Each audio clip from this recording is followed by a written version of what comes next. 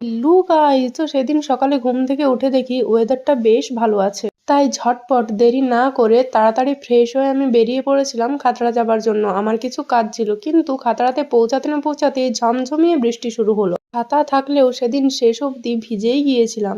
তারপর বাড়ি এসে কাকুরা ব্রজরাজপুর থেকে চিড়ের পিঠে এনেছিল, সেটাই খাচ্ছিলাম। এটা খেতে আমার দারুণ লাগে। সেই দিন লাঞ্চে ছিল ভাত, মাছের ঝোল, ডাল, আলু পোস্ত, পটলের তরকারি আর মাশরুমের তরকারি। বৃষ্টিতে ভেজার ফলটা দুপুর থেকেই বেশ ভালো রকমেরই টের পাচ্ছিলাম, আর এটার রেশ যে এখনো আমার গলায় আছে সেটা আমার কথা শুনেই আশা করি তোমরা বুঝতে পারছো। বিকেলের দিকে ছাদে গিয়ে দেখি গাছগুলোর অবস্থা ভীষণই খারাপ হয়ে রয়েছে। তারপর সন্ধ্যের দিকে একটু গলাটা ব্যথা করছিল, তাই একটু চা খাচ্ছিলাম, সাথে একটু ছবিও আঁকলাম সেদিন।